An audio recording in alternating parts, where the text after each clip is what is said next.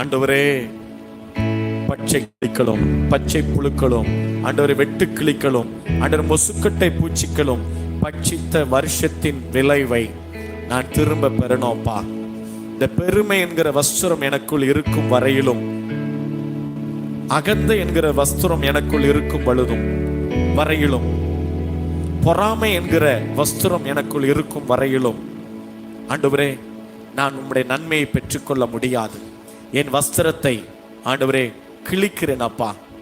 என் முகத்திரையை கிழிக்கிறேன், என் அகந்தையை கிழிக்கிறேன். ரெட்டுடுத்தி சாம்பலில் உட்கார்ந்தது போல தாழ்மைக்கு அடையாளமாய் அவன் சாக்காடை அணிந்தானே, அதே போல தன்னைத்தான் தாழ்த்துகிறவன் உயர்த்தப்படுவான். தன்னைத்தான் தாழ்த்துகிற எவனும் உயர்த்தப்படுவான். Thank you Jesus. தாழ்மைக்கும் கர்த்தருக்கு பயப்படுதலுக்கும் வரும் பலன் என்ன தெரியுமா? ஐஸ்வர்யம், மகிமை, ஜீவன். இந்த ஐஸ்வர்யம், மகிமை, ஜீவனுக்காக நீ உலகெங்கும் ஓடிக்கொண்டிருக்கிறாயோ, நீ உன்னை தாழ்த்தாத பட்சத்தில் அதை பெற்றுக்கொள்ள முடியாது. கண்களை மூடி தெய்வ சமூகத்தில் ஒப்பு கொடுத்து, இயேசுவே, என்னை தாழ்த்த அர்ப்பணிக்கிறேன் ஆண்டவரே, என்னை தாழ்த்த அர்ப்பணிக்கிறேன் அப்பா, என்னை தாழ்த்த அர்ப்பணிக்கிறேன் ஆண்டவரே. தாழ்மையுள்ளவனுக்கு நீர் கிருபை அளிக்கிறீர், பெருமையுள்ளவனுக்கு நீர் எதிர்த்து நிற்கிறீர் அப்பா.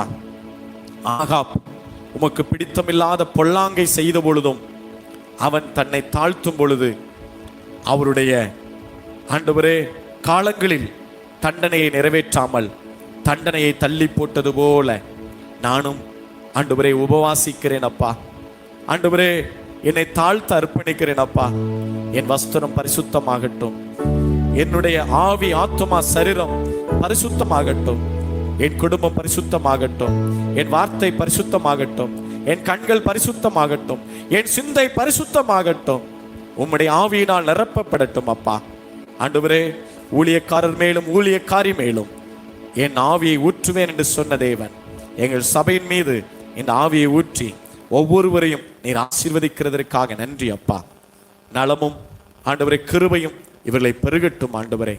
தேவ ஆவியானவர் இவளை ஆளுகை செய்ய வேண்டும்படியாய், எங்கள் சபையை ஆளுகை செய்ய வேண்டும்படியாய் வேண்டுகிறேன் ஆண்டவரே. உம்முடைய கரத்திலே ஒப்பு கொடுக்கிறேன். ஒருவருக்கு விரோதமாய் ஒருவர் எழும்பி ஆண்டவரே விரோதத்தை எழுப்பாதபடி, ஒருவர் மீது ஒருவர் பட்சமாய் இறங்கி ஆண்டவரே பரிசுத்த அன்போடு ஆண்டவரே பரிசுத்தத்தை கூட்டி வழங்க தேவன் கிருபை தந்து நடத்துங்க.